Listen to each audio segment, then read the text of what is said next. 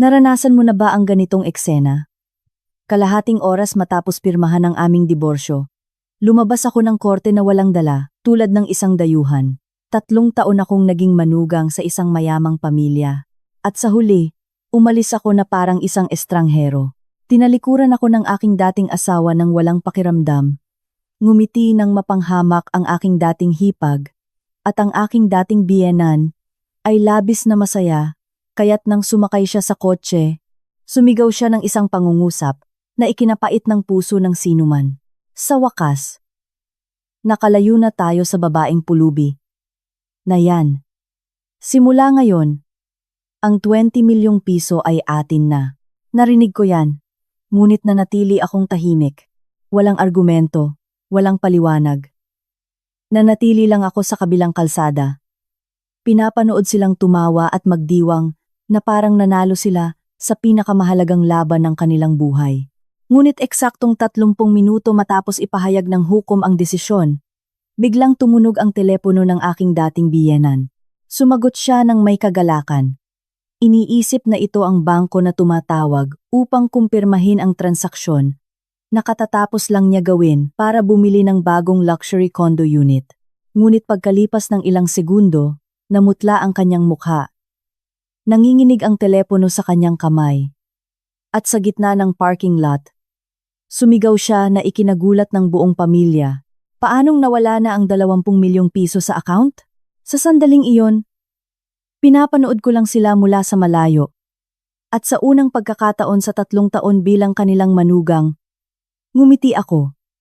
Dahil may isang sikreto na hindi nila kailanman nalaman. Ang 20 milyong piso na akala nila ay nasa kanilang mga kamay, mula pa simula ay hindi kailanman naging kanila. At ang tanging taong may karapatang magpasya tungkol sa perang iyon ay ako. Nang hapong iyon, ang kalangitan ng Makati ay nababalutan ng kulay abo na ulap. Hindi umuulan, ngunit ang hangin ay napakakapal, na tila nagbabadya ng isang malaking bagyo. Sa labas ng Hall of Justice sa Ayala Avenue, ang pagdating at pag-alis ng mga tao ay walang tigil. Ang mga usapan, ang ingay ng trapiko, at ang mabilis na tunog ng mga yabag ay naghahalo sa isang magulong ingay. Bumaba ako ng isa-isa sa mga hagdanan ng bato ng gusali.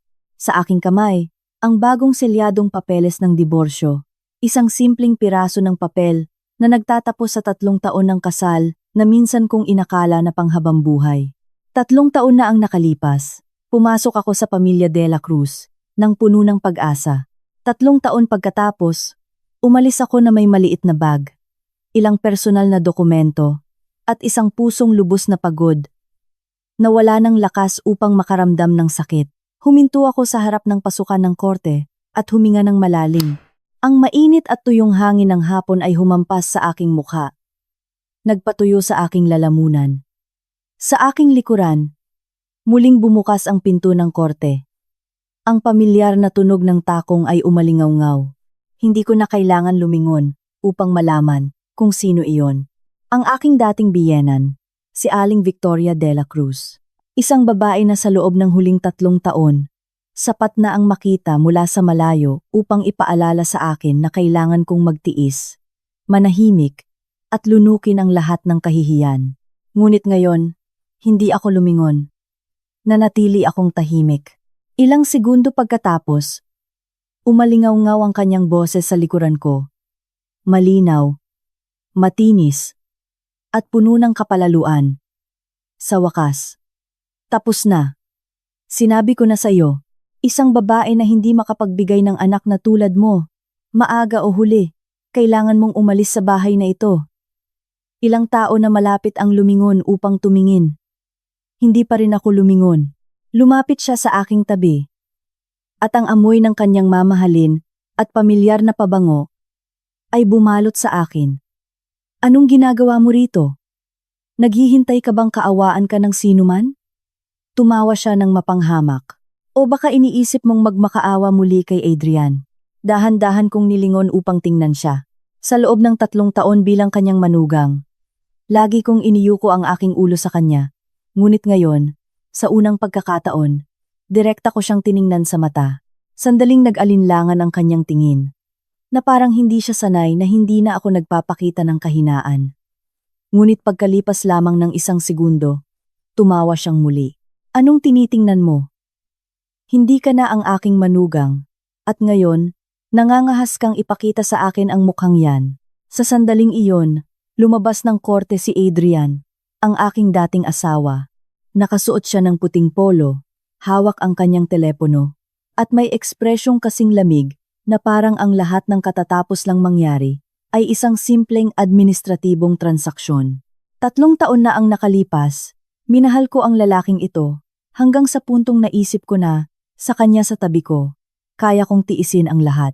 Ngunit 3 taon pagkatapos, naunawaan ko na may mga tao na kapag natapos ang pag-ibig, nagiging mas estranghero pa kaysa sa isang hindi kilala. Huminto si Adrian sa aking harap. Tiningnan ako ng ilang segundo, at sinabi ng may lubos na kawalang bahala, "Huwag ka nang bumalik sa bahay." Ngumiti ako ng mahina. Sa 3 taon na nanirahan ako sa luxury condo na iyon, kahit isang araw ay hindi ko naramdaman na iyon ang aking tahanan. "Huwag kang mag-alala." Sagot ko ng mahinahon. Wala akong intensyong bumalik. Nang marinig iyon, si Carla, ang aking dating hipag na nasa likuran, ay tumawa ng malakas. "Narinig mo, Mama? May pride pa rin ang dalaga." Ikinros niya ang kanyang mga braso at tiningnan ako mula ulo hanggang paa. 3 taon kang nabuhay ng maluho sa aming bahay. Siguradong nakapag-ipon ka, ano? Tiningnan ako ng aking dating biyenan ng may paghamak. Inakala mo ba na sa pagpasok mo sa pamilya De La Cruz ay makakakuha ka ng bahagi ng aming kayamanan? Tumawa siya ng malakas. Sasabihin ko sa iyo ang isang bagay. Mula sa kutsara na ginamit mo sa pagkain hanggang sa silya na inupuan mo, lahat ng iyon ay pera namin. Sa paglabas mo sa pintuang iyon, aalis ka na walang dala. Ilang tao na malapit ang nagsimulang magbulungan. Ngunit nanatili akong tahimik, hindi nagreklamo, hindi nagalit, pinapanood lamang sila. Ang aking katahimikan ay lalo pang nagpalakas ng loob ni Victoria. Lumingon siya kay Adrian at sinabi ng malakas, "Kita mo, anak? Sinabi ko na sa'yo, ang ganitong uri ng babae ay nagsasamantala lang, marunong magpanggap na biktima." At tumawa siya ng malakas. "Mabuti na lang. At maaga tayong nagdiborsyo. Kung hindi, mamaya ay gugustuhin pa niya ang bahagi ng 20 milyong piso ng pamilya." Nang marinig ang halagang iyon, agad na lumingon ang ilang tao upang tumingin, ngunit hindi siya pinansin. Labis siyang masaya. Labis na kontento. Labis na sigurado sa kanyang tagumpay. Marahan na hinila ni Adrian ang kanyang braso. "Mama, tama na." Ngunit hindi siya handang huminto. "Tama na? Ngayon, kailangan nating linawin ang mga bagay-bagay." Lumingon siya sa akin nang may matalim na tingin. "Makinig ka ng mabuti. Katatapos mo lang magdiborsyo, na nangangahulugang ang buong 20 milyong piso ng investment fund na iyon, ay simula ngayon ay ganap ng pag-aari ng pamilya De La Cruz." Tumaas ang kanyang ulo ng may pagmamalaki. "Wala na itong kinalaman sa iyo." Nang marinig iyon, bahagya lang akong tumango. "Aba," sumimangot siya. Baka inaasahan niyang iiyak ako, o magre-react man lang. Ngunit sinabi ko lang ng mahinahon, "Congratulations." Nang marinig ako, sumabog si Carla sa isang matinis na tawa. "Mama, kita mo? Binabati pa tayo ng magalang." Tumawa rin ang aking dating biyenan. "Oo, dapat mo nga kaming batiin." Tiningnan niya ako ng may pekeng awa. "Dahil simula ngayon, malalaman mo kung paano mabuhay, nang walang pera, walang asawa, at walang sino man na susuporta sa iyo." Hindi ako sumagot. Tiningnan ko lang ang itim at kumikinang na Mercedes na naghihintay sa harap ng pinto ng korte. Nakabukas na ang pinto ng driver. Lumapit si Victoria. At habang naglalakad, sinabi niya ng malakas sa kanyang anak, "Halika na. Ngayon, kailangan kong dumaan sa bangko upang kumpirmahin ang transaksyon." Ang kanyang boses ay puno ng kagalakan. "At pagkatapos, titingnan natin ang kondo sa Forbes Park na gusto ko. Yung 5 milyong piso." Sumigaw si Carla. "Talaga, Mama?" Tumawa si Victoria ng malakas. "May 20 milyong piso sa bulsa, Ano ba ang bumili ng isang condo unit? Sumakay silang tatlo sa kotse. Isinara ang pinto ng malakas. Dahan-dahang gumalaw ang Mercedes, palayo sa korte. Nanatili akong tahimik. Pinapanood ito. Marahan na hinaplos ng hangin ng hapon ang aking buhok. Nag-vibrate ang telepono sa aking bag. Kinuha ko ito. Mensahe mula sa bangko. Ang nilalaman ay isang linya lamang. Ang mekanismo ng proteksyon ng asset ay na-activate ayon sa post-divorce clause. Tiningnan ko ang mensaheng iyon ng matagal. At pagkatapos ay ngumiti ng mahina. Sa isang lugar sa lungsod na ito, marahil sa loob lamang ng ilang minuto, ang telepono ng aking dating biyenan ay tutunog din. At ang tawag na iyon ang magiging sanhi upang matuklasan ng buong pamilya de la Cruz ang isang katotohanan na hindi nila kailanman inakala. Isang katotohanan na sa loob ng 3 taon ay hindi ko kailanman sinabi sa kanila. Ang itim at kumikinang na Mercedes ay lumayo sa korte, nahalo sa siksik na trapiko ng hapon sa Makati. Ang pahilis na sinag ng araw ay tumagos sa bintana, sumasalamin sa nagniningning na mukha ni Victoria de la Cruz. Sa 3 taon, hindi pa siya nakaramdam ng ganito kaluwag. Sumandal siya sa upuan ng leather. Ipinag-cruise ang kanyang mga braso at ngumiti ng may lubos na kasiyahan. Sa wakas, napalayas na natin siya sa bahay. Nakaupo sa kanyang tabi. Si Carla, ang kapatid ni Adrian, ay tumawa ng matinis. Sinabi ko na sa iyo, Mama, ang babaeng iyon ay mukhang inosente. Ngunit sigurado akong pera lang ng pamilya natin ang habol niya. Ngumiti si Victoria. Isang bagay ang habulin, at ibang bagay ang makuha. Tiningnan niya ang kanyang anak na nasa upuan ng pasahero. Mabuti na lang, at naging determinado ka, at mabilis kang nagdiborsyo. Walang sinabi si Adrian. Nakatingin lang siya sa bintana nang may malalim na tingin. Sa kung anong dahilan, nakaramdam siya ng kakaibang damdamin sa kanyang dibdib. Hindi ito kagalakan o kaginhawaan, kundi isang kawalan.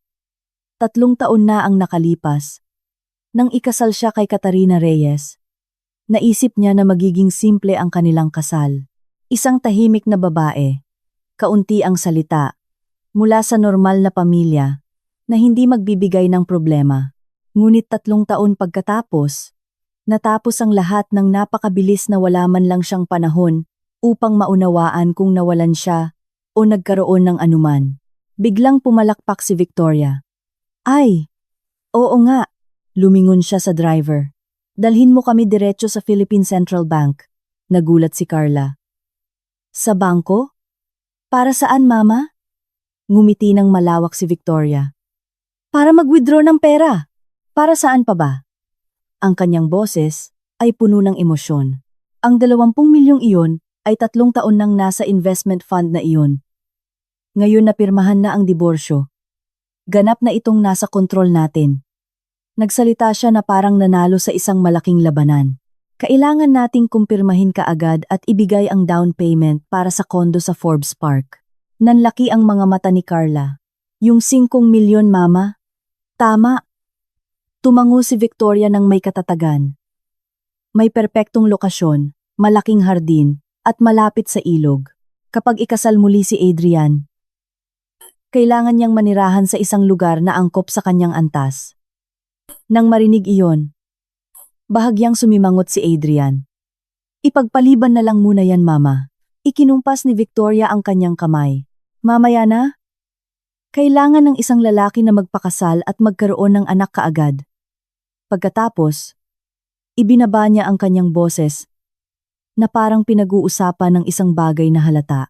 At sa pagkakataong ito, pipili ako ng mabuti. Kailangan ay mula sa magandang pamilya, sa ating antas. Tumawa siya ng mapanghamak. Hindi isang pulubi tulad ng katatapos lang nating iwan. Huminto ang kotse sa harap ng nakamamanghang gusali ng Philippine Central Bank. Isang tore ng salamin na marangya, sa gitna ng Ayala Avenue. Bumaba silang 3 sa kotse. At agad na binuksan ng isang security guard ang pinto para sa kanila. Ang loob ng bangko ay presko, at ang puting ilaw ay nagniningning ng husto. Diretso si Victoria sa VIP counter. Magandang hapon. Nais kong kausapin ang account manager ng aking investment account. Ngumiti ng magalang ang resepsyonista. Siyempre, maaari mo bang ibigay ang iyong pangalan, please? Victoria Dela Cruz. Nang marinig ang pangalan, agad na tumango ang empleyado. Sandali lang. Miss Dela Cruz. Ilang minuto pagkatapos, isang lalaking halos 40 taong gulang, nakasuot ng napakakinis na suit, ang lumabas upang salubungin sila. Miss Dela Cruz, welcome, sabi niya, sabay abot ng kamay ng may paggalang. Ako si Mr. Santos, ang inyong premium client manager. Tumango si Victoria. Pumunta tayo sa inyong opisina. Dinala silang tatlo sa isang VIP meeting room. Hinainan sila ng tsaa, ngunit hindi ito hinawakan ni Victoria. Malakas niyang inilapag ang kanyang bag sa mesa at diretsyong nagsalita. Naparito ako upang kumpirmahin ang ganap na kontrol sa investment fund ng pamilya, sabi niya nang may kumpiyansa sa boses. Ang 20 milyong piso. Tumigil sandali si Mr. Santos. Oo. Ang Dela Cruz Group Investment Fund. Tama, tumango si Victoria. Ngayon, ang aking anak at ang aking manugang ay nagdiborsyo. Nawalan na ng bisa ang binding clause. Sumabat si Carla na nangangahulugang, ang pera ay ganap ng atin. Tiningnan sila ni Mr. Santos ng ilang segundo na may bahagyang pagkakabalisa. Naiintindihan ko. Binuksan niya ang kanyang laptop at marahan na nag-type ang kanyang mga daliri sa keyboard. Nanahimik ang silid ng ilang segundo hanggang sa bigla siyang huminto, bahagyang sumisimangot. May problema ba? Tiningnan ni Mr. Santos ang screen ng ilang segundo pa. Ang pagkatapos ay lumingon sa kanila. Ang kanyang boses ay naging napakamaingat. Paki-excuse po, maaari po ba kayong maghintay sandali habang tinitignan ko muli? Nagsimulang mawalan ng pasensya si Victoria. Tingnan mo? 3 taon nang aktibo ang fund na ito. Ikinataas ni Carla ang kanyang baba. Tama. Kailangan lang niya itong kumpirmahin. Ngunit tumayo si Mr. Santos. Sa inyong pahintulot, aalis lang ako sandali. Isinara ang pinto at isang kakaibang katahimikan ang namayani sa silid. Ikinros ni Victoria ang kanyang mga braso. Ang laking bangko. Pero ang bagal. Ngumiti si Carla. Sigurado akong kinabahan siya nang makita ang napakalaking halaga, mama. Nagtawanan silang dalawa. Si Adrian lang ang nanatiling tahimik. Tiningnan niya ang paligid. Ang marangyang silid na may salamin. At isang malabong pakiramdam ng pagkabahala ang nagsimulang bumalot sa kanya. Mga 5 minuto pagkatapos, bumukas ang pinto. Pumasok si Mr. Santos. Ngunit sa pagkakataong ito, kasama niya ang isa pang babae na halos 39 na taong gulang, nakasuot ng itim na suit at may matalim na tingin. Ipinapakilala ko po si Attorney Gomez, sabi ni Mr. Santos. Ang legal advisor ng bangko. Nang marinig ang salitang abogado, agad na nainis si Victoria. Isang abogado? Para saan? Ang kanyang boses ay naging matalim. Naparito ako upang i-withdraw ang aking pera, hindi para magsampa ng kaso. Umupo si Attorney Gomez at binuksan ang isang folder na nasa harap niya. Kailangan lang nating kumpirmahin ang ilang impormasyon. Direkta siyang tumingin kay Victoria. Kakatapos niyo lang po sabihin na natapos na ng inyong anak ang proseso ng diborsyo kay Miss Catarina Reyes. Tama? Tama. Opisyal at epektibo. Kumpirma ni Victoria. Bahagyang tumango si Attorney Gomez. At pagkatapos ay sinabi niya ang isang napakahinang pangungusap, ngunit tila nagpalamig sa hangin sa silid. Sa kasong iyon, ang Asset Protection Clause ay na-activate. Sumimangot si Victoria. Anong clause? Nagbuklat ng pahina ng kanyang report ang abogado. Ang clause number 7 ng Investment Fund Agreement. Ang kanyang boses ay malinaw. Binibigkas ang bawat salita. Sa kaso na si Miss Catarina Reyes ay pilitin na magdiborsyo o mawala ng relasyong mag-asawa sa pamilya Dela Cruz. Ang kabuuan ng fund ay agad na iha-block at itatransfer sa representasyon ng orihinal na may-ari. Nanahimik ang silid. 1 segundo. 2. Sumabog si Victoria sa tawa. Ano ang pinagsasabi mo? Isinara ni Attorney Gomez ang folder nang may kalmado na tingin. Ibig sabihin, tumigil siya sandali at pagkatapos ay sinabi niya ng lubos na kalinawan na ang 20 milyong piso ay wala na sa kontrol ng inyong pamilya. Bahagyang umalog ang tasa ng tsaa sa mesa. Tumayo si Carla ng bigla. Pinukpok ni Victoria ang mesa gamit ang kanyang kamay. Imposible. Tiningnan sila ni Attorney Gomez. Labis akong humihingi ng paumanhin. At binigkas niya ang huling pangungusap. Isang pangungusap na nagpatigil sa buong pamilya de la Cruz. Dahil ang taong may karapatang kontrolin ang perang iyon.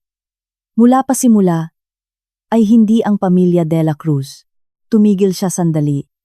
Ang kanyang tingin ay kasing lamig ng yelo, kundi si Catarina Reyes. Natigilan si Adrian. Umalingaw-ngaw ang kanyang tainga. Isang kaisipan lang ang tumawid sa kanyang isip. Imposible, dahil sa loob ng 3 taon, lagi niyang inakala na ang kanyang asawa ay isang ordinaryong babae lang. Isang mahina, walang-wala. Ngunit kung totoo ang sinasabi ng bangko, sino talaga ang babaeng kakatapos lang niyang diborsyohin? Ang VIP room ng bangko ay lubos na natahimik. Wala nang tawanan o pagmamataas. Tanging isang siksik na tensyon na maririnig ang tunog ng aircon. Nakatayo si Victoria de la Cruz sa tabi ng mesa. Ang kanyang mga kamay ay nakapatong sa salamin. Ang kanyang mga mata ay nanlalaki. Tinitingnan ng abogado na parang narinig niya ang pinakamalabsik na bagay sa mundo. Ano? Anong sabi mo? Ang kanyang boses ay nanginginig sa galit. Na ang 20 milyon ay hindi pag-aari ng pamilya ko? Hindi binago ng abogado ang kanyang ekspresyon. Idinulas lang niya ang folder patungo kay Victoria. Maaari mo pong basahin muli ang clause number 7. Sinunggaban ni Victoria ang folder ng marahas. Ang mga pahina ay mabilis na nabuklat ng may tunog. At bawat linya na binabasa niya ay lalong nagpapaputla sa kanyang mukha. Si Carla, sa kanyang tabi, ay yumuko rin upang tingnan. At pagkalipas ng ilang segundo, sumigaw siya. Hindi maaari. Ipinunto niya ang papel. Dito nakasaad ng malinaw na ito ang investment fund ng De La Cruz Group. Tumango ang abogado. Tama. Ang fund ay may pangalan ng De La Cruz Group. Tumigil siya sandali at nagpatuloy. Ngunit ang orihinal na kapital ay pag-aari ng ibang investor. Nanahimik muli ang silid. Isang mabigat na katahimikan. Si Adrian, na nakatayo sa likuran, ay nakatitig sa folder. Naramdaman niya ang kilabot sa kanyang likod. Ibang investor? Tiningnan siya ng abogado. Tama. Binuksan niya ang isa pang pahina. 3 taon na ang nakalipas, nang dumanas ng malaking krisis sa pananalapi ang De La Cruz Group. Dahil sa isang nabigong proyekto sa real estate, ang kumpanya ay nasa bingit ng pagkalugi. Nang marinig iyon, kinuyom ni Adrian ang kanyang kamao. Naaalala niya ang panahong iyon. 3 taon na ang nakalipas. Halos lumubog talaga ang kumpanya. Iyon mismo ang panahon na ikinasal siya kay Catarina. Ngunit noong panahong iyon, sinabi sa kanya ng kanyang ama na nakahanap sila ng pinansiyal na tulong upang iligtas ang kumpanya. Hindi na siya nagtanong ng karagdagang detalye. Nagpatuloy ang abogado.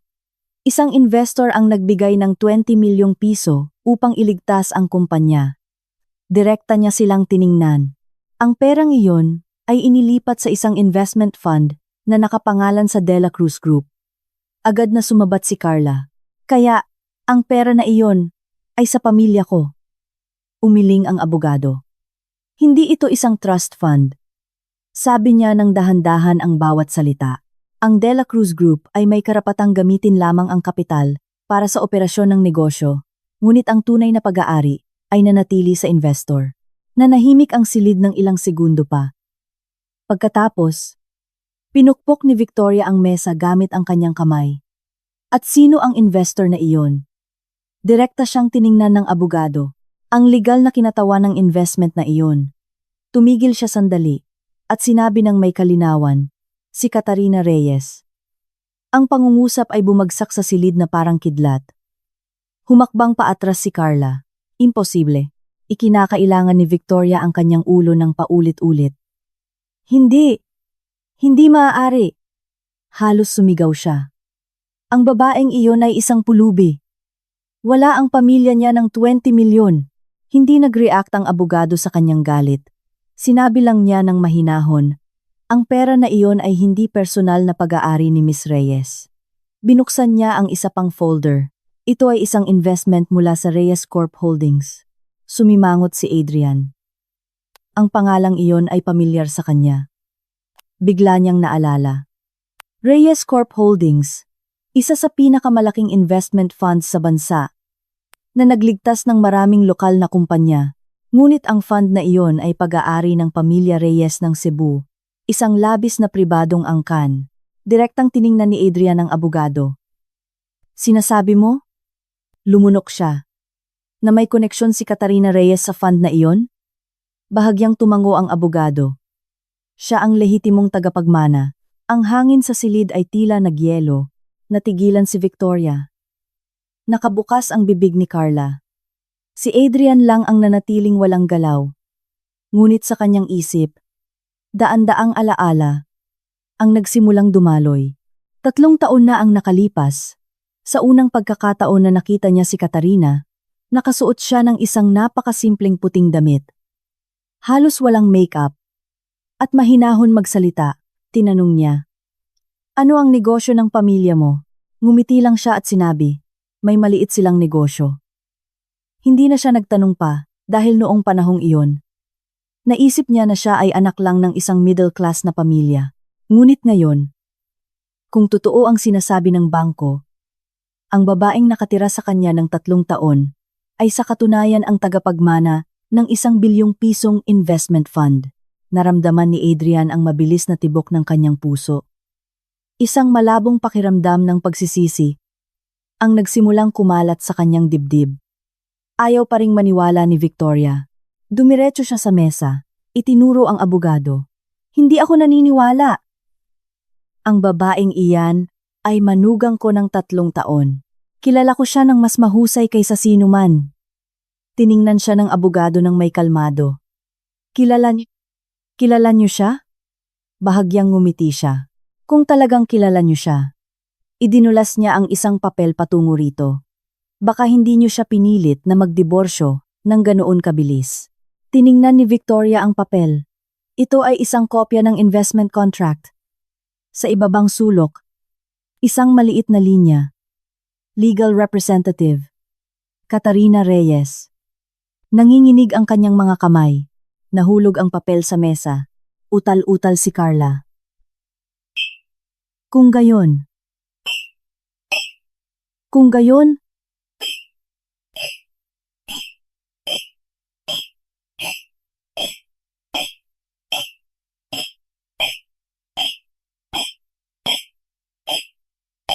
sinagot ng abogado ng simple.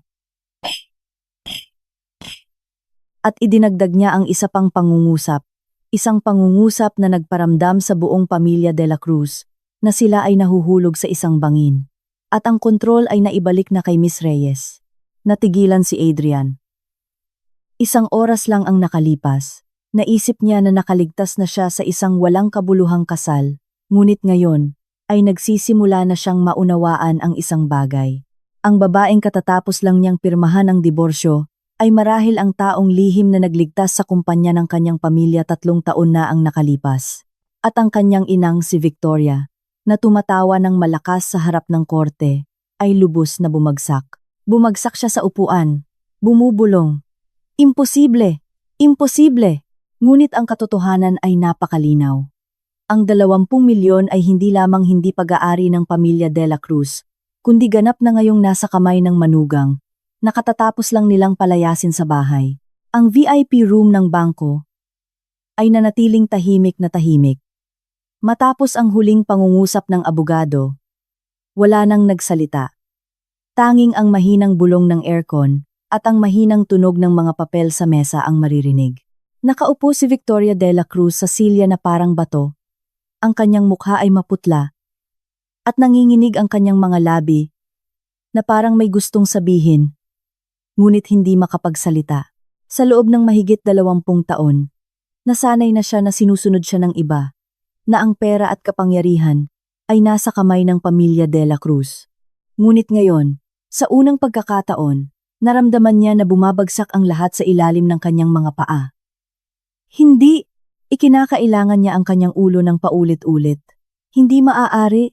Si Carla, sa kanyang tabi, ay ganoon din katakot. Adrian, may sabihin ka! Ngunit nanatili si Adrian na walang galaw. Nakatitig siya sa kontrata sa mesa na may nakabold na pangalan na nakikita pa rin, Legal Representative, Catarina Reyes. Binabasa niya ang pangalang iyon ng paulit-ulit. Isang pangalan na binibigkas niya araw-araw sa loob ng 3 taon. Isang babaeng natulog sa kanyang tabi, kumain kasama niya, nabuhay kasama niya, ngunit ngayon ay natanto niya na marahil ay hindi niya talaga ito kilala. Isinara ng abogado ang kanyang folder. Natapos na po kami sa pagbibigay impormasyon, sabi niya ng mahinahon. Kung wala na kayong tanong, tapos na po ang meeting. Agad na sumigaw si Carla. Dasa pa ng pad-aka. Tapos na! Itinuro niya ang abogado. Ang 20 milyong iyon. Hindi ninyo ito basta-basta madadala. Tiningnan siya ng abogado ng walang emosyon. Hindi namin ito kinukuha. Sabi niya ng dahan-dahan. Ibinabalik lang namin ito sa lehitimong may-ari. Natahimik si Carla. Si Victoria, sa kanyang bahagi, ay tumayo ng bigla. Nahulog ang silya sa likuran niya ng may ingay. Hindi! Sumigaw siya. Hindi maaaring kunin ng babaeng iyan ang pera ng pamilya ko. Bahagyang bumuntong hininga ang abogado. Miss De La Cruz. Direkta siyang tumingin sa mga mata nito. Marahil ay kailangan ninyong alalahanin ang isang bagay. 3 taon na ang nakalipas. Ang inyong pamilya mismo ang lumagda sa kontrata na tumatanggap ng investment na ito. Binuksan niya ang folder at itinuro ang isang lagda. Ito ang lagda ng inyong asawa. Tiningnan ni Victoria ang pamilyar na lagda ni Mr. De La Cruz, ang kanyang asawa, na malinaw na nakatatak sa papel. Noong panahong iyon, habang ang kumpanya ay nasa bingit ng pagkalugi, walang sinumang nangahas na mag-invest, walang sinumang gustong tumulong. Biglang lumitaw ang isang lihim na investment fund, 20 milyong piso, isang halagang sapat upang iligtas ang buong kumpanya. Labis na nasasabik ang pamilya De La Cruz, kaya't hindi nila pinansin ang mga komplikadong binding clauses, basta't makaligtas ang kumpanya. Ngunit hindi nila alam na ang investment fund na iyon ay may espesyal na clause. Isang clause na tanging 3 partido lang ang nakakaalam. Ang bangko, ang abogado, at si Catarina Reyes. Tumayo ang abogado. Humihingi po ako ng paumanhin. Ginang. Sabi niya ng mahinahon. Ngunit simula ngayon, wala na pong karapatan ang inyong pamilya na gamitin ang mga pondo na iyon. Matapos sabihin iyon, lumabas siya ng silid, isinara ang pinto, at muling bumalik ang mabigat na katahimikan sa silid. Lumingon si Carla sa kanyang ina. Mama, ano na ngayon? Hindi sumagot si Victoria. Nakatitig siya ng malalim. Maya-maya, tumayo siya ng bigla. Tara! Ang kanyang boses ay naging kasing lamig ng yelo. Hahanapin natin siya. Tumaas ang tingin ni Adrian. Ang ibig mong sabihin, si Catarina Reyes? Sabi niya, nang may nanginginig na boses. Hindi siya maaaring lumayo. Hinawakan niya nang mahigpit ang kanyang bag. Kailangan niyang ipaliwanag ito. Tumango ng paulit-ulit si Carla. Oo, Mama. Sigurado akong itinago niya ito sa atin sa loob ng 3 taon. Ngunit nanatili si Adrian na walang galaw. Walang siyang sinabi. Tumingin lang siya sa bintana. Ang liwanag ng hapon ay nagsisimula ng lumabo. Isang biglaang alaala ang pumasok sa kanyang isip. 3 taon na ang nakalipas. Sa araw na nag-propose siya kay Catarina. Isang tanong lang ang ibinigay nito. Sigurado ka ba na gusto mong pakasalan ako? Tumawa siya. Bakit hindi? Nanahimik siya ng ilang segundo. At pagkatapos ay sinabi, kung mamaya ay matuklasan mo na hindi ako tulad ng iniisip mo, magsisisi ka ba? Noong panahong iyon, hindi niya naintindihan ang tanong. Tumawa lang siya at sinabi, sapat na sa akin ang sa iyo. Ngunit ngayon, Naramdaman ni Adrian ang buhol sa kanyang lalamunan. Marahil ang pinaka-nagsisisi, sa sandaling ito, ay siya. Lumingon si Victoria sa kanya. Adrian, anong ginagawa mo dyan? Hahanapin natin siya. Dahan-dahang tumango si Adrian. Mabilis silang lumabas ng bangko. Muling umandar ang Mercedes sa masisikip na kalsada. Ngunit sa pagkakataong ito, wala nang tawanan o kasiyahan. Tanging takot lang, dahil kakatapos lang nilang matuklasan ang isang bagay. Ang manugang na pinakamababa nila sa loob ng 3 taon ay posibleng ang taong may hawak sa kapalaran ng buong pamilya De La Cruz. Ngunit nang bumalik ang kotse sa korte, wala na si Catarina Reyes. Ang coffee shop sa kabilang kalsada ay walang tao. Walang nakakaalam kung saan siya nagpunta. Walang nakakaalam kung ano ang susunod niyang gagawin. Isang bagay lang ang sigurado. Simula sa sandaling iyon, ganap na nagbago ang laro, at ang may kapangyarihan sa pagpapasya ay hindi na ang pamilya De La Cruz. Biglang preno ang Mercedes sa harap ng korte. Bumukas ang pinto. Si Victoria De La Cruz ang unang bumaba. Halos matumba. Sa kanyang mukha, wala nang bakas ng kanyang karaniwang kayabangan. Bahagyang magulo ang kanyang buhok, at puno ng takot ang kanyang mga mata. Nasaan ang babaeng iyon? Tiningnan niya ang paligid. Ang pasukan ng korte ay puno pa rin ng tao. Ngunit wala na si Catarina Reyes. Tumakbo si Carla sa coffee shop sa kabilang kalsada. Binuksan ang pinto nang malakas at nilibot ang tingin sa loob. Paki-excuse. May babaeng nakasuot ng puting blusa na nakaupo dito kanina? Tumango ang waiter. Opo. At nasaan siya? Umalis na po. Agad na lumingon si Carla upang tingnan ang kanyang ina. Umalis na siya. Natigilan si Victoria. Saan? Umiling ang waiter. Hindi ko po alam. May natanggap siyang tawag at umalis po siya. Kinuyom ni Victoria ang kanyang kamao. Nakakainis. Si Adrian, na nakatayo sa likuran, ay walang sinabi. Tiningnan niya ang walang laman na upuan sa tabi ng bintana. Ang lemon tea sa mesa ay hindi pa tapos. Halos natunaw na ang yelo na nagpapahiwatig na kakatapos lang niyang umalis. Isang kakaibang pakiramdam ng kawalan ang bumalot sa kanya. 3 taon silang nanirahan ng magkasama. Ngunit hindi niya talaga siya napansin. Hindi niya kailanman tinanong kung ano ang gusto niyang inumin o kung saan niya gustong umupo. Ngunit sa sandaling iyon, sa pagtingin sa walang laman na upuan, naramdaman niya na nawalan siya ng isang napakahalagang bagay. Lumingon si Victoria sa kanyang anak. Bahagyang nanginginig ang kanyang mga daliri. Hinanap niya ang numero ni Catarina sa kanyang phone book. Sa loob ng 3 taon, laging nasa itaas ng listahan ang pangalang iyon. Ngunit ngayon, pakiramdam niya, ay tumatawag siya. Sa isang ganap na estranghero, tumunog ang telepono. 1 beses, 2, 3, at pagkatapos ay, ang numero na iyong tinatawagan ay hindi available sa sandaling ito. Ang malamig na boses ng operator ay umalingaw-ngaw. Ibinitay ni Adrian. Nagreklamo si Carla ng may pagkabigo. Sigurado akong pinatay niya ang kanyang mobile. Kinuyom ni Victoria ang kanyang mga ngipin. Itinago ng babaeng iyan ang lahat mula pa simula. Lumingon siya kay Adrian. Nang daalang babaeng iyan tipipay. Gusto kong mag-imbestiga ka tungkol sa kanya. Kaagad, nanahimik si Adrian ng ilang segundo at pagkatapos ay tumango. Sige. 1 oras pagkatapos, sa opisina ng De La Cruz Group, nakaupo si Adrian sa harap ng kanyang desk. Sa screen ng computer ay may isang serye ng mga dokumento na katatapos lang niyang matanggap. Sa kanyang tabi ay si Marco, ang kanyang pinagkakatiwalaang assistant. Inilapag ni Marco ang isang folder sa mesa. Mr. De La Cruz. Ang kanyang boses ay nanginginig. Nagsagawa ako ng paunang investigasyon tungkol kay Miss Reyes. Tumaas ang tingin ni Adrian. At ano? Huminga ng malalim si Marco. May ilang bagay na lubos na nakakagulat. Agad na lumapit si Victoria. Nakakagulat? Binuksan ni Marco ang folder. Sa unang pahina, isang pamagat na naka-caps lock. Reyes Corp Holdings. Sumimangot si Victoria. Ano iyan? Tiningnan siya ni Marco. Ito ay isa sa pinakamalaking pribadong investment funds sa Pilipinas.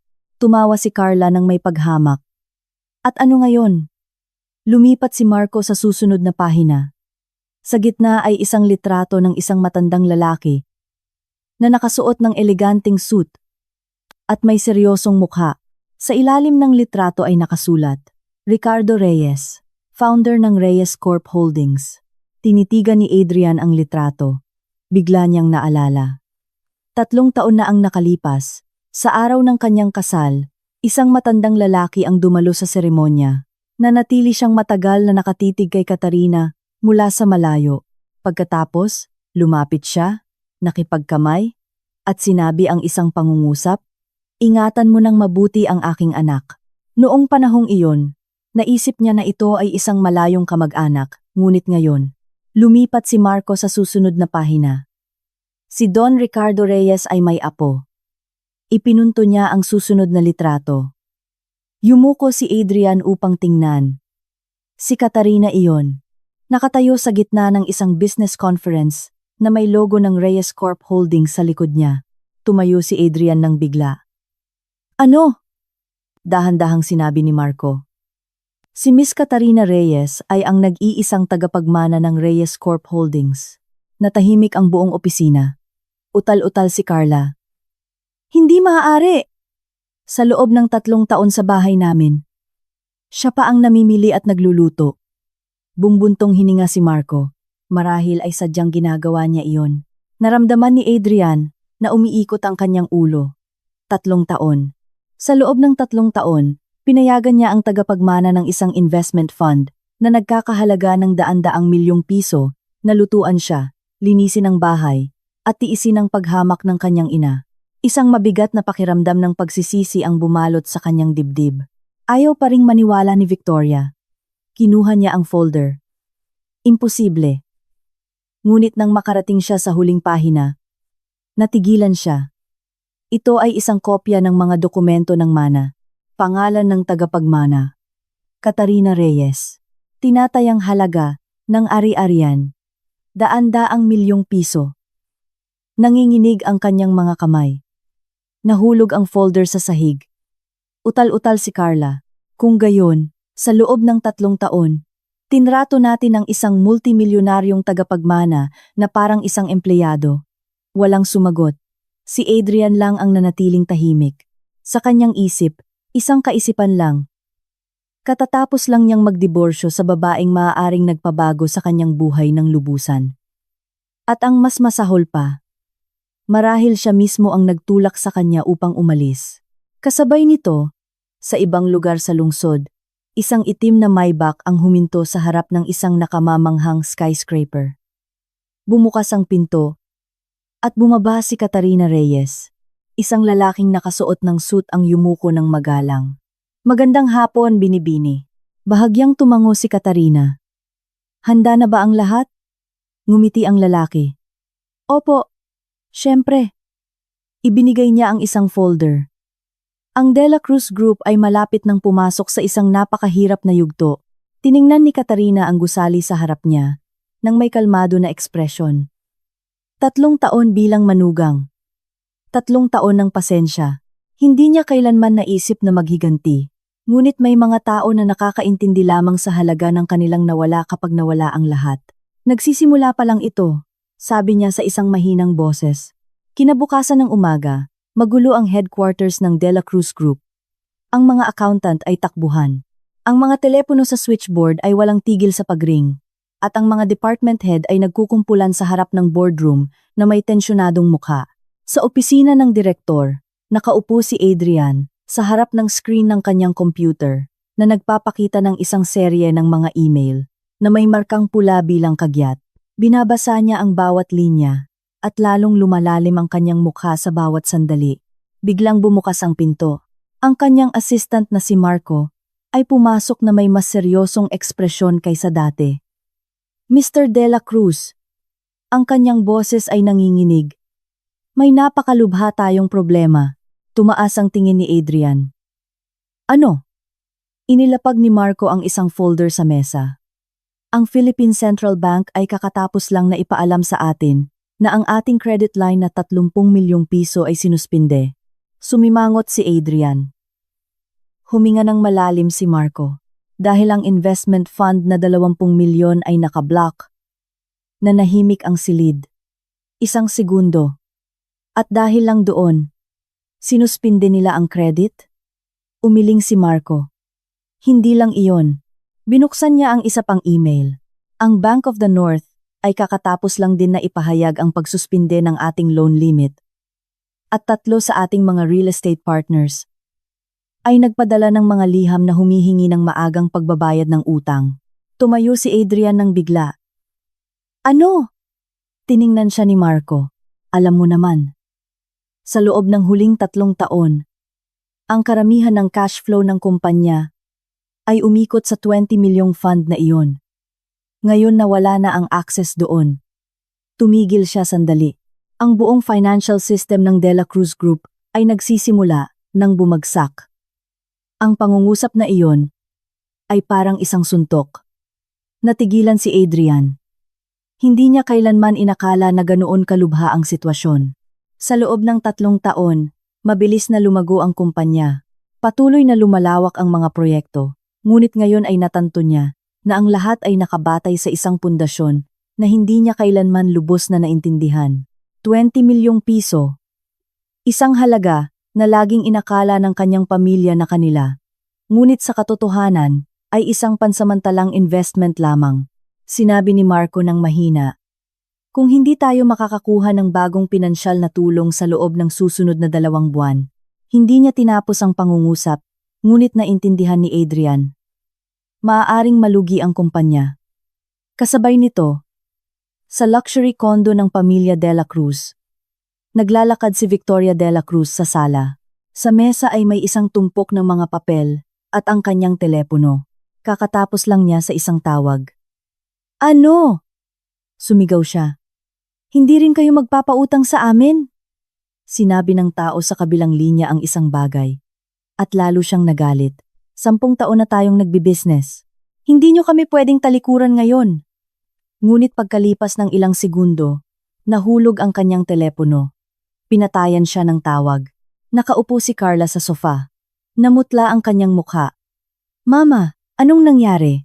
Hindi sumagot si Victoria. Bumagsak siya sa sofa na may pawis sa kanyang noo. Sa 20 taon, hindi pa siya nakakita ng ganito kasamang sitwasyon. Dati, tuwing may problema ang kumpanya, laging may pondo mula sa investment fund na iyon upang tumulong. Ngunit ngayon, nawala na ang pinagmulan ng pera na iyon. Sinabi ni Carla nang nanginginig ang boses. Mama, kasalanan ba ito ni Katarina? Kinuyom ni Victoria ang kanyang mga ngipin. Sino pa ba? Pinukpok niya ang mesa gamit ang kanyang kamay. Sinadya ng babaeng iyan. Ngunit sa pagsasabi nito, nanahimik siya.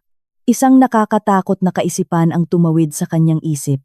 Kung alam ni Katarina ang lahat mula pa simula, bakit siya nagtiis ng 3 taon sa bahay ng mga Dela Cruz? Naramdaman niya ang kilabot. Nang hapong iyon, dumating si Adrian sa bahay ng gabi na. Pumasok siya sa sala.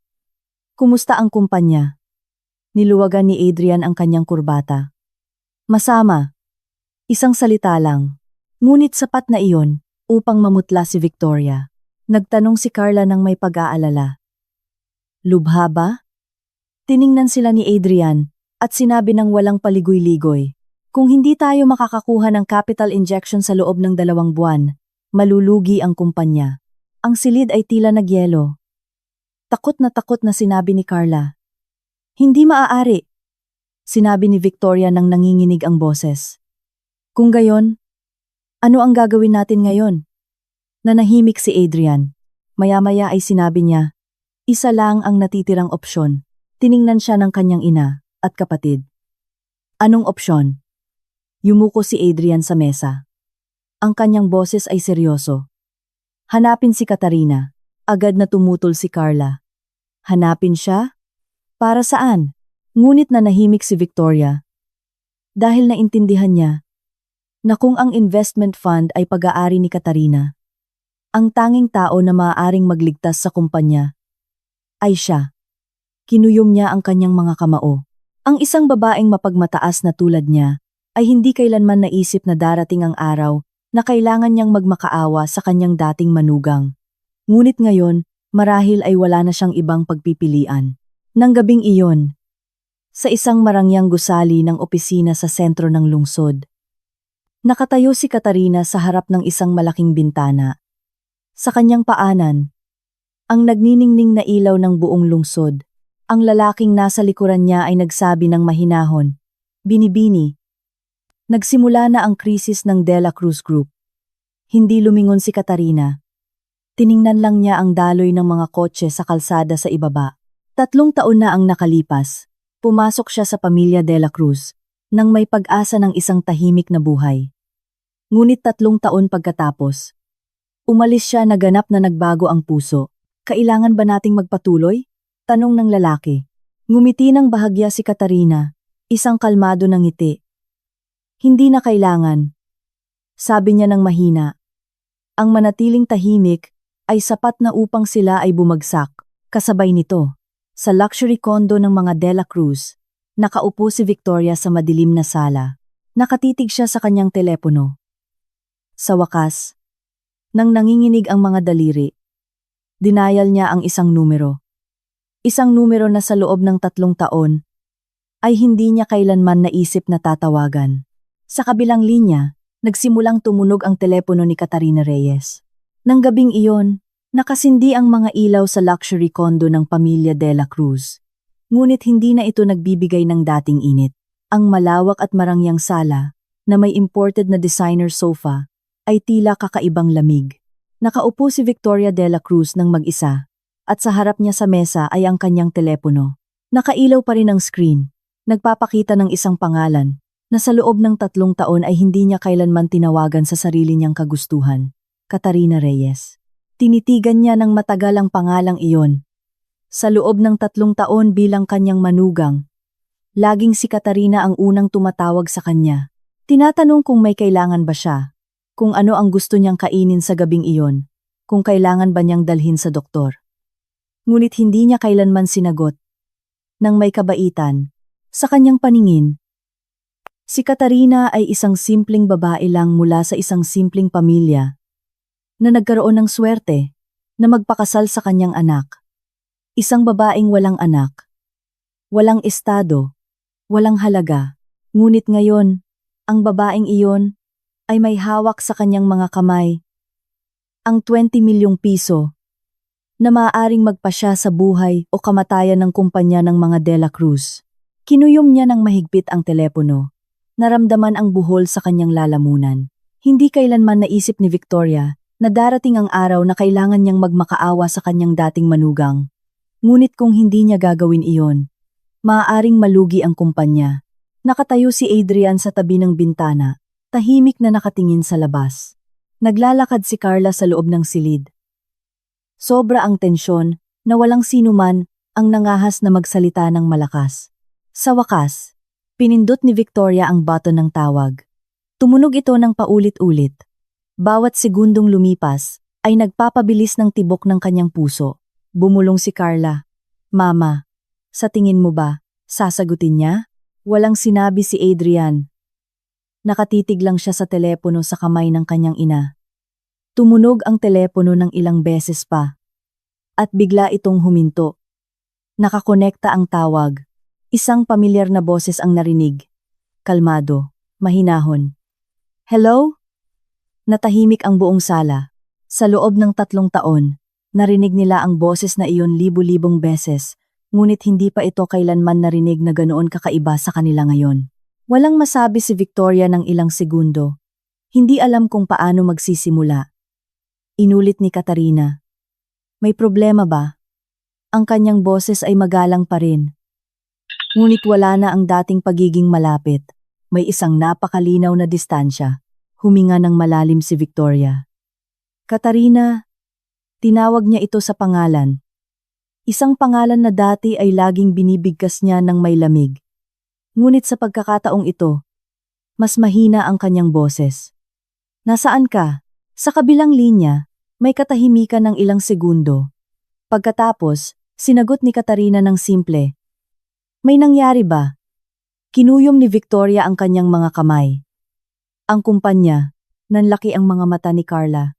Hindi pa niya narinig na ganoon kaamo magsalita ang kanyang ina kay Katarina, ngunit ang boses ni Katarina ay kalmado pa rin.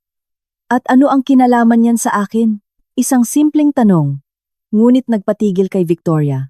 Sa loob ng 3 taon, laging sinasabi ni Katarina ang ating bahay, ating kumpanya.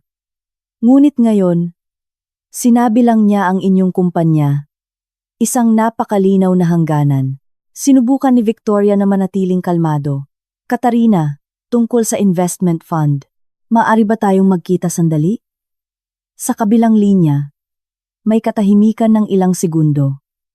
Pagkatapos, sinabi ni Katarina, para saan? Hindi agad sumagot si Victoria. Ang isang babaeng mapagmataas na tulad niya ay hindi sanay na kailangan pang magpaliwanag. Ngunit sa pagkakataong ito, napilitan siyang sabihin, kailangan nating mag-usap. Isang mahabang katahimikan, at pagkatapos ay ang sagot ni Katarina. Sige, isang salita lang. Saan? Tanong ni Victoria na may kaginhawaan. Bukas sa bahay, ngunit agad siyang pinutol ni Katarina. Naguluhan si Victoria. Kung gayon, saan mo gusto? Sinagot ni Katarina ng lubos na kalinawan. Sa aking opisina. Ang pangungusap na iyon ay nagpatigil sa lahat sa sala. Sa aking opisina. 3 simpleng salita na nagpaalala sa kanila ng isang bagay. Si Katarina ay hindi na ang manugang ng pamilya De La Cruz. Hindi na niya kailangang pumasok sa bahay na iyon, o sumunod sa kanilang mga utos, o yumuko sa sinuman. Sinubukan ni Victoria na panatilihin ang isang kalmado na tono ng boses. Sige. Ano ang address? Ipadadala ko sa iyo bukas. Sabi ni Katarina. Tumigil siya sandali. At sa parehong kalmado na boses, idinagdag. Ngunit bago tayo magkita, gusto kong linawin ang isang bagay. Naramdaman ni Victoria ang pagkirot ng kanyang puso.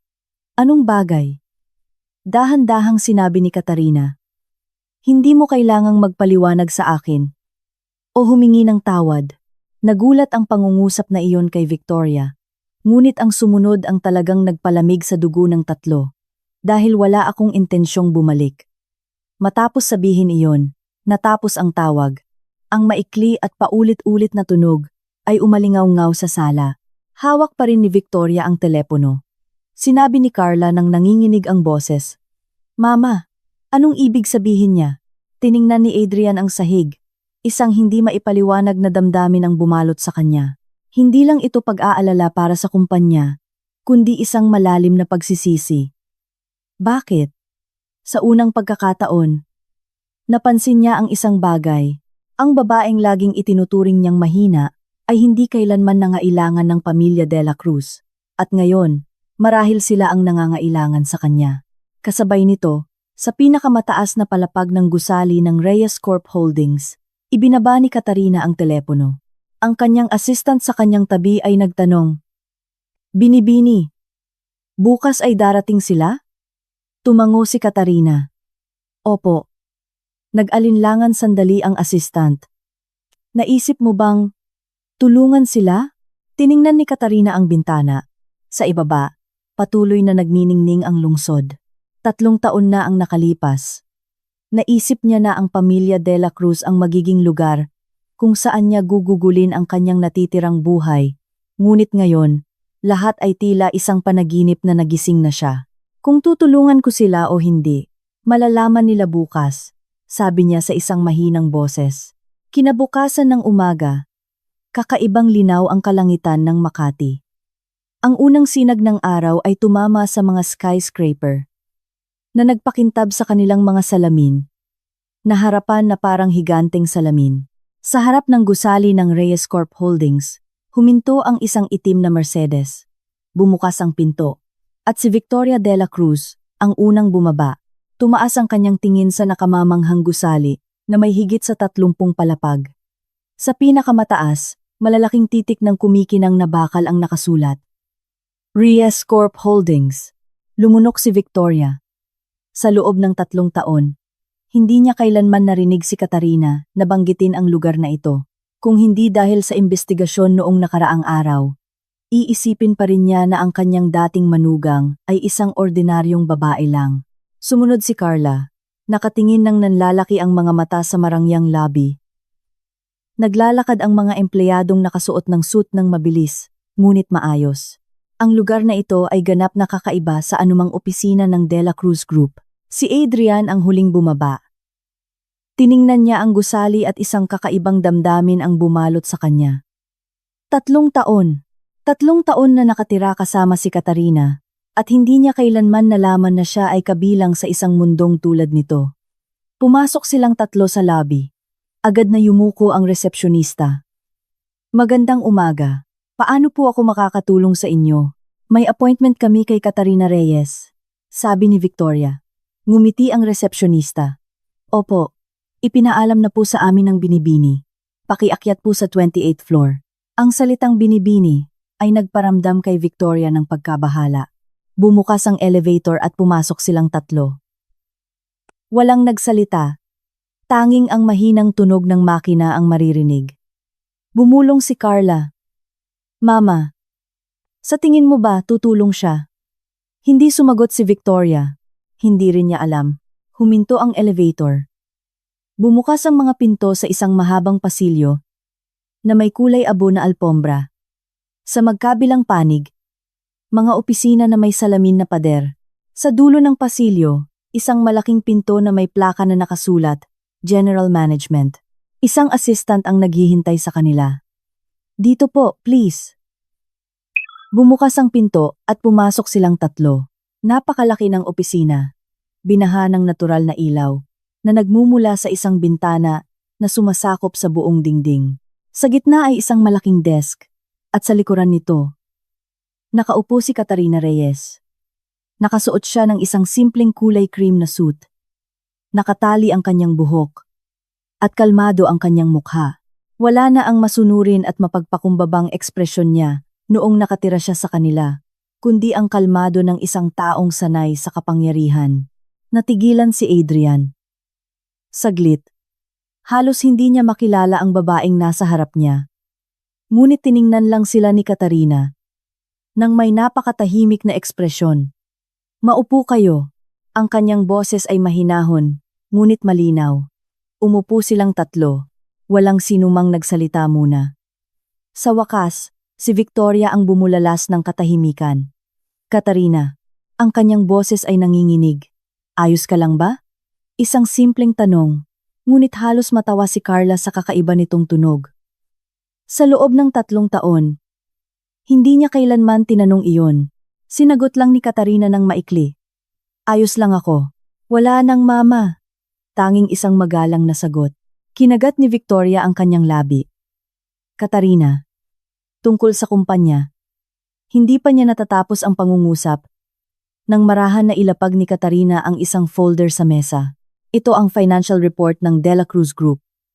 Natigilan si Victoria. Alam mo na. Tiningnan siya ni Katarina. Alam ko na matagal na. Sumimangot si Adrian. Matagal na. Tumango si Katarina. Mula nang ma-activate ang fund blocking clause, binuksan niya ang isang pahina ng report.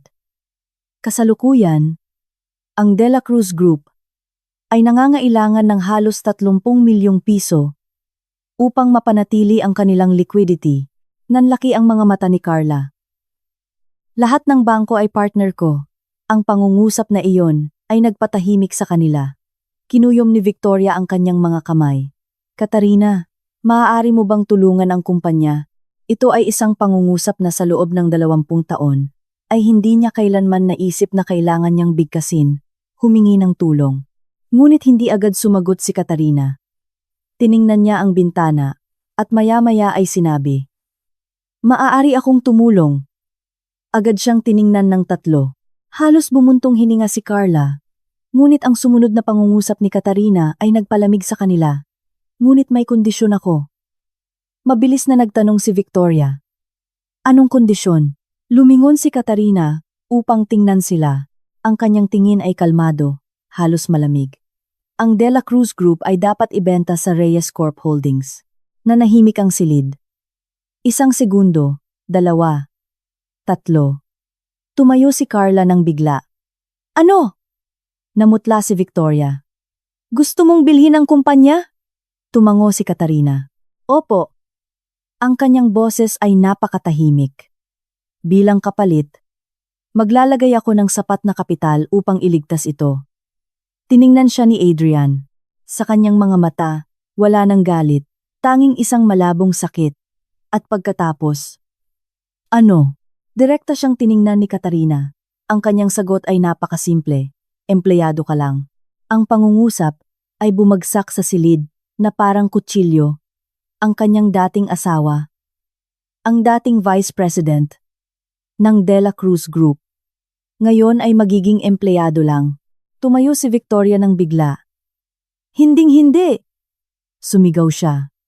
Iyan ang kumpanya ng pamilya ko. Ngunit tiningnan lang siya ni Katarina. Nang kalmado. Maaari kayong tumanggi. Isinara niya ang folder. Ngunit sa loob ng 2 buwan, malulugi ang kumpanya. Natahimik ang silid dahil sa unang pagkakataon. Napansin ng pamilya De La Cruz ang isang bagay. Ang kapangyarihan sa pagpapasya ay wala na sa kanilang mga kamay. Sa maluwang na opisina ng pamunuan ng Reyes Corp Holdings, napakabigat ng hangin na halos hindi makahinga. Ang ilaw ng umaga ay tumatagos sa malaking bintana. Bumabagsak sa mesa kung saan nakaupo si Katarina Reyes. Nanatili siyang kalmado. Nakatayo pa rin si Victoria De La Cruz, natigilan matapos ang huling pangungusap ni Katarina. Hinding-hindi. Humihingal siya. Ang kumpanyang iyan ay sa pamilya ko. Hindi nag-react si Katarina. Tiningnan lang siya ng may kalmadong ekspresyon na lalong nagpagalit kay Victoria. Lumingon si Carla kay Adrian. May sabihin ka, ngunit nanatili si Adrian na nakaupo, walang galaw. Nakapatong ang kanyang mga kamay sa mesa, nakatitig sa folder. Magulo ang kanyang isip. Lubos niyang naintindihan na ang sinasabi ni Katarina ay maaaring mangyari. Sa sandaling iyon, wala nang ibang pinansiyal na suporta ang kanyang pamilya. Kung hindi makialam ang Reyes Corp Holdings, lulubog ang De La Cruz Group. Lumingon muli si Victoria kay Katarina nang may galit. Ginagawa mo ito para maghiganti, hindi ba? Bahagyang sumimangot si Katarina. Paghiganti? Inulit niya ang mga salita na parang nag-iisip. Maya-maya ay umiling siya. Hindi. Ang kanyang boses ay napakahinahon. Nagbi-business lang ako. Ang sagot ay nagpatahimik kay Victoria. 3 taon na ang nakalipas. Tinanggap ng pamilya De La Cruz ang 20 milyong piso na investment bilang isang business transaction. Ngunit hindi nila kailanman naisip na darating ang araw na babaliktad ang sitwasyon. Tumayo si Carla nang bigla. Huwag kang magpanggap! Ginagawa mo ito dahil galit ka sa aking ina. Tiningnan siya ni Katarina. Sa kanyang mga mata, walang galit, tanging isang kalmado na naging kasing lamig ng yelo. Tumayo si Carla nang may kumpiyansa. Hindi ba totoo? Sa loob ng 3 taon sa bahay namin, laging nagpapanggap kang mahina. Ngayon, ipinapakita mo ang iyong tunay na kulay. Ang pangungusap na iyon ay nagpatahimik sa silid. Tiningnan ni Katarina si Carla ng ilang segundo, at pagkatapos ay dahan-dahang tumayo. Lumayo siya sa kanyang desk at lumapit sa malaking bintana, na may lungsod na nakalatag sa kanyang paanan. 3 taon. 3 taon bilang manugang ng pamilya De La Cruz. Sa kanyang isip, sunod-sunod na lumitaw ang mga alaala. Ang mga beses na pinupuna siya ni Victoria sa harap ng mga kamag-anak. Ang mga gabi kung saan siya nakaupo, nang mag-isa sa kanyang malaking kwarto habang gabi na umuwi si Adrian nang walang kahit isang mensahe. At sa lahat ng pagkakataon na tinrato siya na parang estranghero, sa dapat sana ay kanyang bahay. Sa unang pagkakataon, lumingon si Katarina. Nagpakita ng kaunting emosyon ang kanyang mga mata. Alam niyo ba kung bakit wala akong sinabi sa loob ng 3 taon? Walang sumagot. Dahil naisip ko na ang pamilya ay isang lugar kung saan maaaring magbago ang mga tao. Na kung sapat lang akong maging pasyente, magiging mas mabuti ang mga bagay. Bahagya siyang ngumiti. Ngunit ito ay isang masakit na ngiti. Nanahimik ang silid.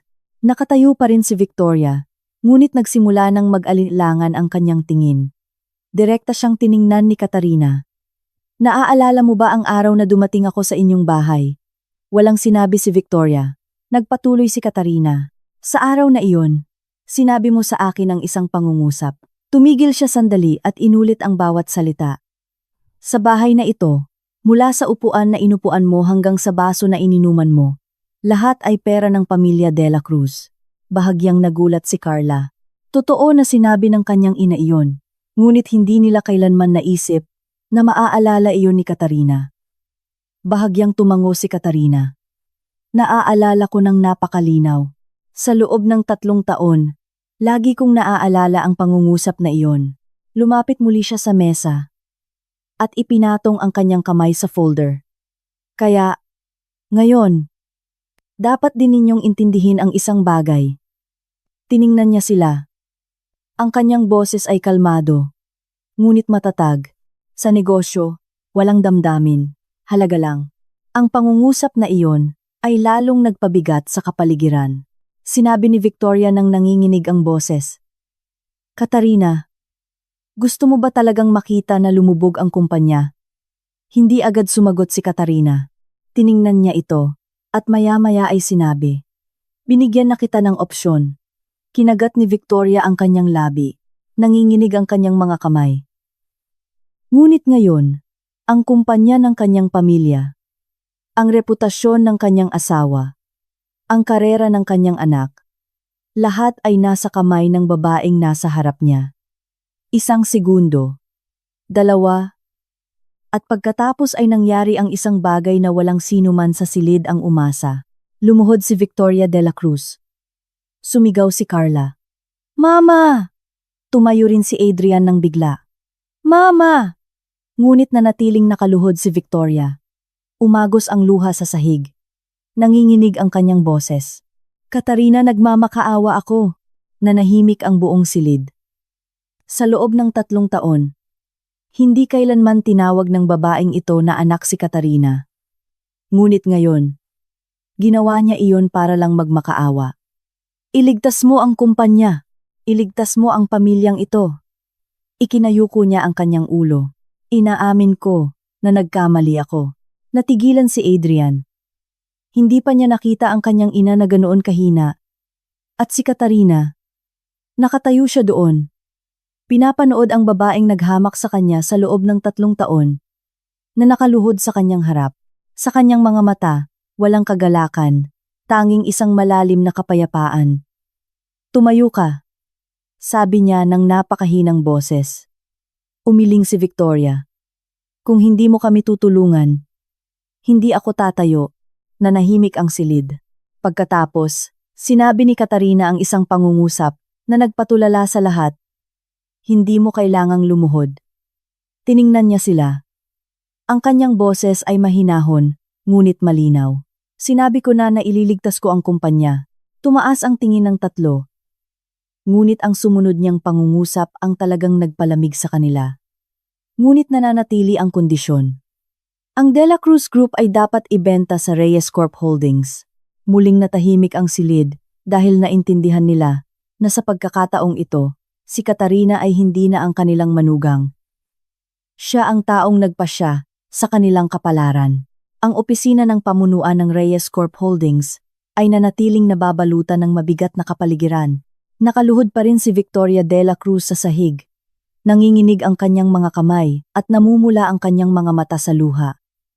Si Carla, sa likuran, ay lubos na natigilan. Hindi pa niya nakita ang kanyang ina na ganoon kahina. At si Adrian ay nakatayo pa rin. Pinapanood ang kanyang ina na nakaluhod sa harap ng kanyang dating asawa, na may halo-halong sakit at kawalan ng pag-asa na bumabalot sa kanyang dibdib. Nagpatuloy si Katarina sa likuran ng kanyang desk. Ang kanyang tingin kay Victoria ay hindi galit o kasiyahan, kundi isang napakalalim na kalmado na imposibleng mahulaan kung ano ang iniisip niya. Tumayo ka! Inulit niya ng mahinahon. Umiling si Victoria. Kung hindi mo kami tutulungan, hindi ako tatayo. Sa ikalawang pagkakataon, tinawag niya si Katarina na anak. Ngunit sa pagkakataong ito, ang salita ay hindi na nagdadala ng pamimilit ng isang biyenan, kundi ang pagmamakaawa ng isang pulubi. Lumapit si Adrian. Mama, tumayo ka. Hinawakan niya ito sa balikat, ngunit lumaban ito. Katarina, nagmamakaawa ako. Nanahimik ang silid. Pagkatapos ng mahabang katahimikan, bahagyang bumuntong hininga si Katarina, lumibot sa desk, at huminto sa harap ni Victoria. Yumuko siya at hinawakan ang kamay nito. Tumayo ka! Ang kanyang boses ay hindi malakas. Ngunit sapat na iyon upang tumaas ang tingin ni Victoria. Nagtagpo ang kanilang mga tingin. Sa 3 taon bilang manugang, ito ang unang pagkakataon na nagkatinginan sila ng ganoon katagal. Sa wakas, nanginginig na tumayo si Victoria at umupo sa silya na nanginginig pa rin ang kanyang mga kamay. Bumalik si Katarina sa kanyang desk at binuksan ang folder. Ang aking kondisyon ay nananatiling pareho. Bibilihin ng Reyes Corp Holdings ang De La Cruz Group. Bilang kapalit, maglalagay ako ng kapital upang iligtas ang kumpanya. Sumigaw si Carla ng may galit.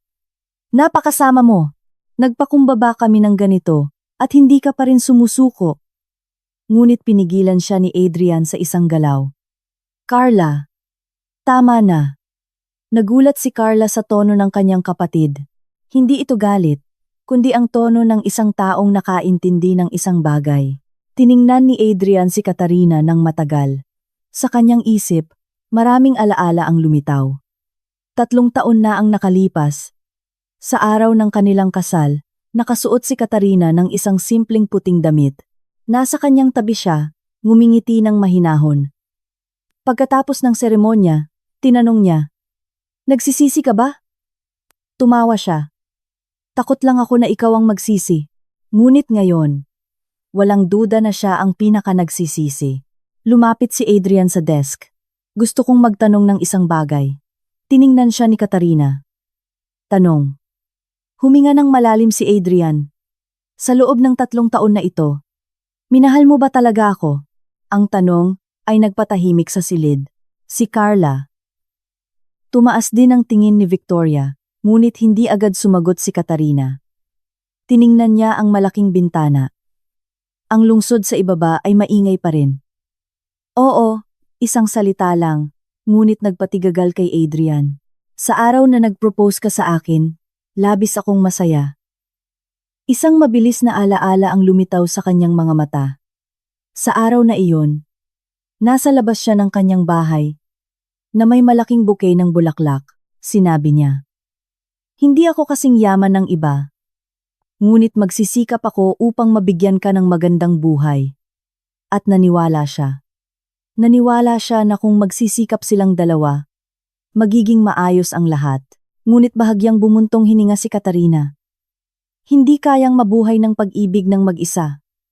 Tiningnan niya ito. Sa loob ng 3 taon. Hindi ka kailanman kumampi sa akin. Yumuko si Adrian. Hindi niya ito maaaring tanggihan dahil totoo ito. Maraming beses niyang nakita ang kanyang ina, na nagsasabi ng masakit na salita kay Katarina. Ngunit lagi siyang pumipili ng katahimikan. Naisip niya na kung hindi niya palalakihin ang problema, matatapos ang lahat. Ngunit hindi niya naintindihan na ang kanyang katahimikan ang pinakamakasakit sa kanya. Nagpatuloy si Katarina. May isang bagay na hindi ko kailanman sinabi sa sinuman. Binuksan niya ang isang drawer ng kanyang desk. Kinuha ang isang sobre. At inilapag ito sa mesa. Tingnan mo! Kinuha ito ni Adrian. Sa loob ay isang medical report. Binuksan niya ito. At pagkalipas ng ilang segundo, nagsimulang manginig ang kanyang mga kamay dahil malinaw na nakasaad sa papel ang resulta ng 6 na linggong pagbubuntis. Tumaas ang tingin ni Adrian. Ikaw? Nanginginig ang kanyang boses. Nabuntis ka? Ang silid ay tila nagyelo. Tinakpan ni Carla ang kanyang bibig. Natigilan si Victoria. Sa loob ng 3 taon, laging iniisip ng pamilya na hindi makapag-anak si Katarina dahil hindi siya kailanman nabuntis. Ngunit pinatunayan ng papel sa kamay ni Adrian ang kabaligtaran. Nagtanong si Adrian nang nanginginig ang boses. Kailan ito nangyari? Mahinahon na sumagot si Katarina. Sa ikalawang taon ng aming kasal, isang masakit na alaala ang tumawid sa kanyang mga mata. Sa araw na iyon, natuklasan niya na siya ay buntis. Labis siyang masaya. Nais niyang ibalita kay Adrian, ngunit sa sandaling iyon, narinig niya ang usapan sa pagitan ni Victoria at ng ilang kamag-anak sa sala. Kung magkaroon ng anak ang babaeng iyan, kailangang hatiin ang mana ng pamilya sa kanya. Ang mga salitang iyon ay parang patalim. Sa sandaling iyon, naintindihan ni Katarina na sa paningin ng kanyang biyenan, ang kanyang hindi pa isinisilang na apo ay isang bantalang sa mana. Kinuyom ni Adrian ang papel. At ang sanggol? Tiningnan siya ni Katarina. Kalmado ang kanyang mga mata, ngunit bahagyang nanginginig ang kanyang boses. Nawala ko. Nanahimik ang buong sala. Bumulong si Carla. Hindi maaari. Ngunit nagpatuloy si Katarina. Sa araw na iyon, narinig ko kayo.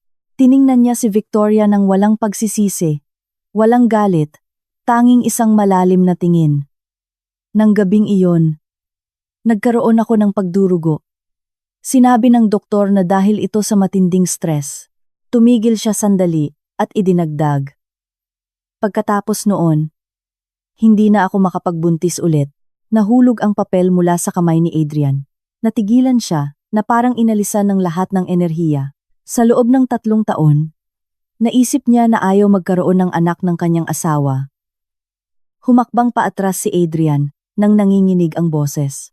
Bakit hindi mo sinabi sa akin? Tiningnan siya ni Katarina at isang malungkot na ngiti ang lumitaw sa kanyang mukha. Sa tingin mo ba ay maniniwala ka sa akin? Hindi nakasagot si Adrian dahil alam niya na noong panahong iyon, marahil ay ganoon din ang iisipin niya. Tulad ng kanyang ina, na nagsisinungaling siya, nanatili ang silid sa mahabang katahimikan. Sa wakas, isinara ni Katarina ang folder. Nakaraang na iyon, sabi niya ng mahinahon. Bumalik tayo sa kumpanya. Isang napaka-praktikal na pangungusap na ikinagulat ng lahat, ngunit ganoon siya. Ngayon, hindi na siya nabubuhay sa nakaraan. Tanging nakatingin lang siya sa hinaharap. Idinulas niya ang kontrata kay Adrian. Pirma. Tiningnan ni Adrian ang papel, at pagkatapos ay siya. Maya-maya, kinuha niya ang ballpen, at lumagda. Sa isang lagda, opisyal nang naging pag-aari ng Reyes Corp Holdings, ang De La Cruz Group. Ngunit kakaiba. Walang sinumang nakaramdam na ito ay isang pagkatalo. Hindi bababasa, maliligtas ang kumpanya. Matapos lumagda, inilapag ni Adrian ang ballpen. Tiningnan niya si Katarina sa huling pagkakataon. Salamat. Hindi sumagot si Katarina, at hindi para sa kumpanya.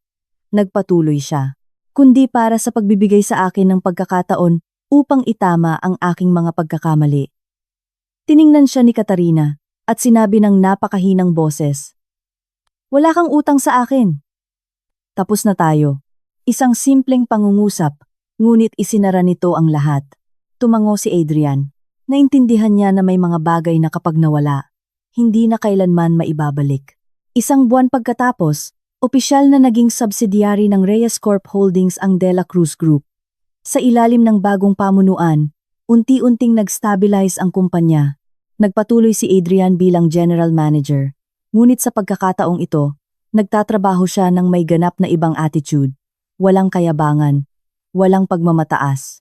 Nagsimula siyang matuto na makinig sa kanyang mga empleyado, umako ng responsibilidad, at maging isang tunay na lalaki. Si Victoria, matapos ang lahat ng nangyari, ay labis na nagbago. Ibinenta niya ang lumang luxury condo at lumipat sa isang mas maliit na bahay. Tapos na ang mga marangyang party at ang pagmamayabang. Nananatili na lang ang isang matandang babae na natuto ng mamuhay ng may pagpapakumbaba. Si Carla ay nagpunta rin sa ibang bansa upang ipagpatuloy ang kanyang pag-aaral. Ang pamilya De La Cruz ay wala na ang dating ningning. Ngunit hindi bababasa, natuto silang pahalagahan ang dating kanilang minamaliit, at si Katarina Reyes. Isang hapon, nakatayo siya sa rooftop ng gusali ng Reyes Corp Holdings. Hinahaplos ng hangin ang kanyang buhok. Ang lungsod sa ibaba ay masigla pa rin, lumapit ang kanyang assistant. Tumango si Katarina. Tiningnan ni Katarina ang lungsod, at maya-maya ay umiling. Hindi. Dahil sa 3 taon na iyon, may natutunan siya. May mga tao na pumapasok sa iyong buhay upang magdala ng kaligayahan. At mayroon din namang pumapasok para lang turuan kang maging mature. Ang pamilya de la Cruz ang kanyang pinakamalaking aral. Ngunit pagkatapos ng lahat, wala na siyang hinanakit. Tanging isang malalim na kapayapaan. Bahagyang ngumiti si Katarina. Isang napakahinang ngiti. Nagsisimula ng lumubog ang araw sa malayo. Isang lumang kabanata ang natapos. At ang kanyang buhay ay nagsisimula ng isang bago. Mga aral ng kwento. Mula sa kwentong ito, makakakuha tayo ng ilang malalim na aral tungkol sa pamilya, relasyon ng tao, at kung paano tayo nakikitungo sa isa't isa. Una, hindi natin kailanman dapat husgahan ang mga tao, batay lamang sa kanilang hitsura o kanilang mga kalagayan.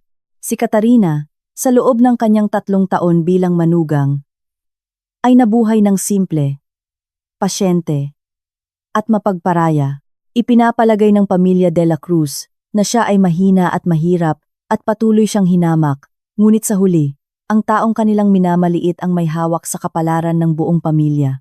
Laging nagbibigay ng sorpresa ang buhay, at minsan, at ang kayabangan ang nagpapabayad sa atin ng napakamahal na presyo. Ikalawa, ang katahimikan sa isang kasal ay minsan mas nakakasama kaysa sa masakit na salita. Si Adrian ay hindi masamang tao, ngunit pinili niya ang katahimikan nang naghihirap ang kanyang asawa. Ang katahimikan na iyon ang nagpalaki ng distansya sa pagitan nila hanggang sa huli na upang ayusin ito. Sa isang pamilya, ang pag-unawa at pagtutulungan ay ang nagpapanatili ng pangmatagalang kaligayahan. Ikatlo, ang mga salitang tila walang sala ay maaaring magkaroon ng nakakapinsalang kahihinatnan. Isang komento mula sa biyenan na sinabi sa sandali ng galit, ang labis na nakasakit kay Katarina, na nagdulot ng trahedya ng pagkawala ng kanyang hindi pa isinisilang na anak. Kaya naman, sa buhay, dapat tayong matuto na mag-isip bago magsalita dahil may mga salita na kapag nasabi na, hindi na kailanman mababawi. At sa wakas, laging nagbibigay sa atin ng pagkakataon ng buhay upang lumago. Pagkatapos ng lahat, bawat karakter sa kwento ay kailangang matuto na magbago. Maging mas mapagpakumbaba, pahalagahan ang dating mayroon, at mamuhay ng mas mabuti para sa hinaharap. Ang kwentong ito ay nag-aanyaya sa atin na pagnilayan ng ating sariling buhay, ibahagi ang ating mga ideya, at isipin kung paano nakakaapekto sa iba ang ating mga kilos. Dahil bawat kwento ay naglalaman ng isang katotohanan na tumutulong sa atin upang mas maunawaan ang mundo at ang ating sarili.